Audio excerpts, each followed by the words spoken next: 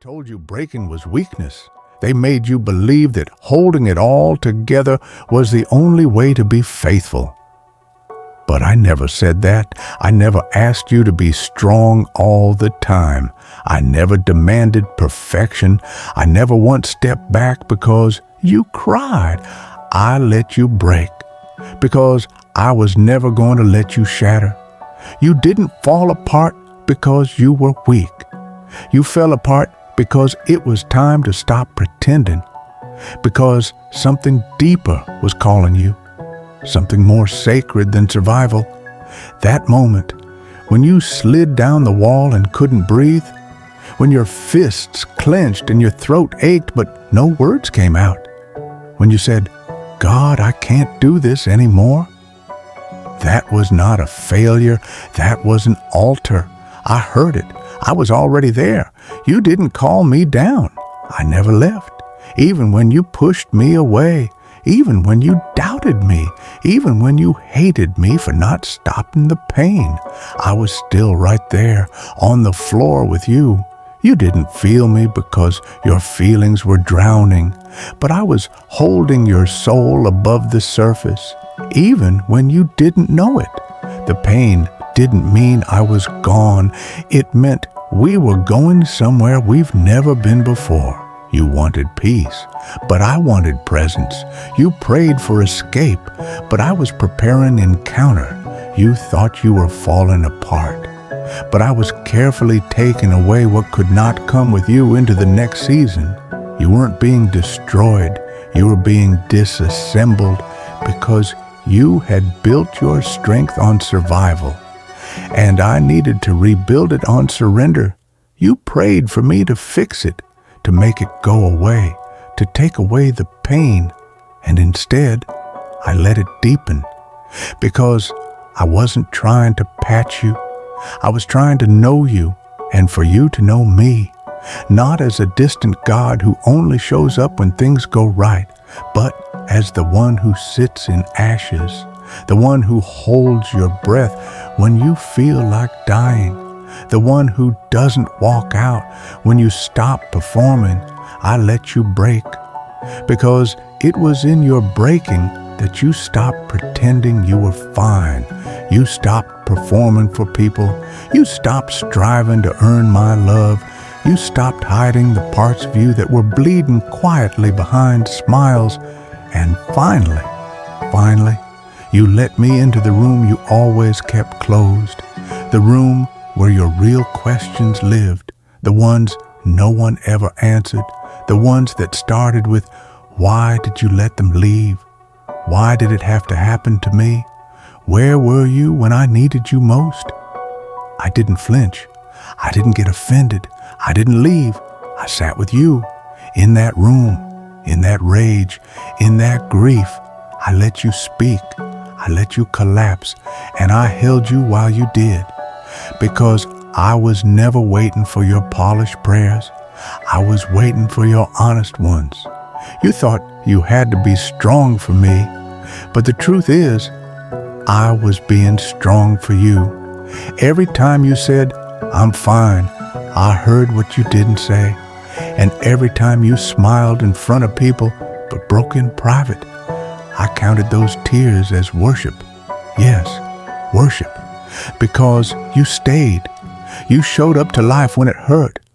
You gave when you had nothing left. You whispered my name when you didn't feel me. And I never stopped watching. You didn't hear them, but the angels held their breath when you whispered, "God, I'm done." Not because you were dying, but because you were finally ready to live. Live without masks. Live without fear. Live without earning love that was already yours. You thought you were alone in that room, but I filled it with my spirit, with my eyes, with my tears. Yes, I wept too, because I felt what you felt. I didn't sit above it. I entered it. I tasted the bitterness you couldn't describe. I carried the ache you didn't have words for. And while the world judged what they saw on the outside, I stood at the door of your soul and waited until you let me all the way in. I didn't come to fix you. I came to be with you, because pain doesn't need fixing first. It needs presence. And I am not a mechanic. I am not a formula. I am not a reward system. I am a father, a friend, a healer. You think no one saw you? Let me show you what you didn't see.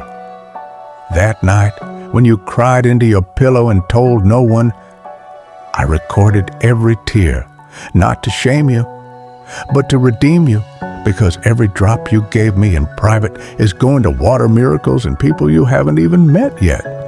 Your breakdown was not meaningless. It was multiplying.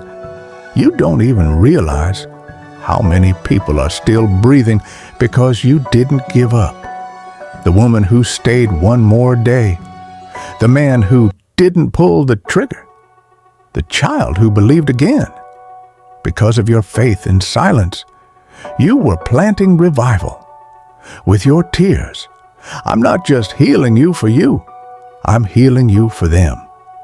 For the ones who will walk across the bridge you built with your pain. They thought it was over for you. They saw the tears. They watched you walk away quietly. They assumed the silence meant failure. But heaven never called it failure. We called it foundations. Because what they didn't know is that you weren't falling apart. You were falling into place. While they looked away, I was writing.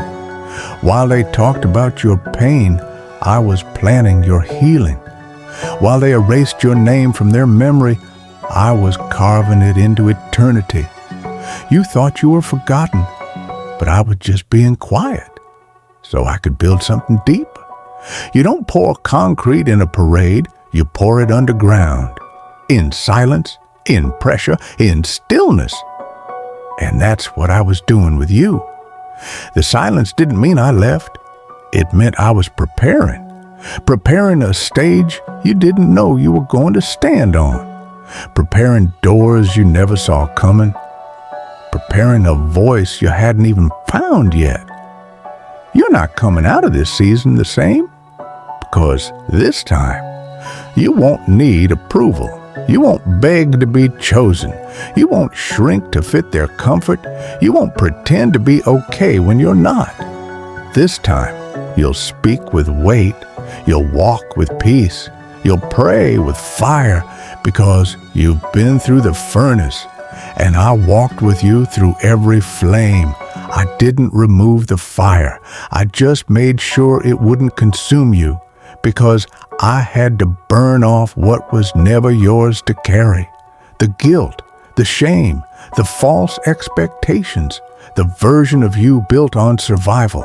Now, I'm rebuilding you on truth, not what they said, not what your past declared, not what failure whispered, but what I've always known about you. You are not weak. You are anointed. You are not behind. You are becoming. You are not broken beyond repair. You are evidence of resurrection. If you're ready, the storm didn't end you. It shaped you. It revealed what couldn't be shaken. It showed you what was real. And now, it's time to rise.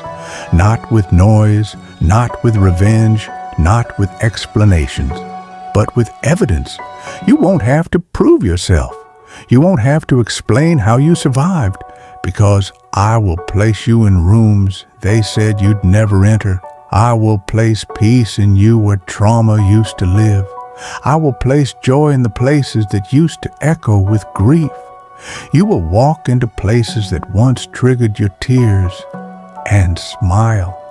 Not because it didn't happen, but because I healed it, because I used it, because I turned it. You see ashes, I see oil. You feel delayed, I see perfect timing. You feel small, but I see a threat to darkness, because you carry what the enemy hoped would die in the storm. Your faith, it may be quiet, but it's unshakable now, because it's not built on feelings, it's built on fire. And that fire will warm others. It will guide the lost. It will protect the fragile. It will remind the forgotten that they are still seen. Because now, you don't just have a testimony, you are the testimony. So when they ask how you made it, you won't say you were strong. You'll say, I broke, but he never let me shatter. And I will prepare a table for you in front of every fear, every voice, every memory that said you wouldn't make it. Not out of pride, but out of promise. Because I finished what I started. I saw you in the breaking. I stayed through the silence. And now I'm crowning you in the open.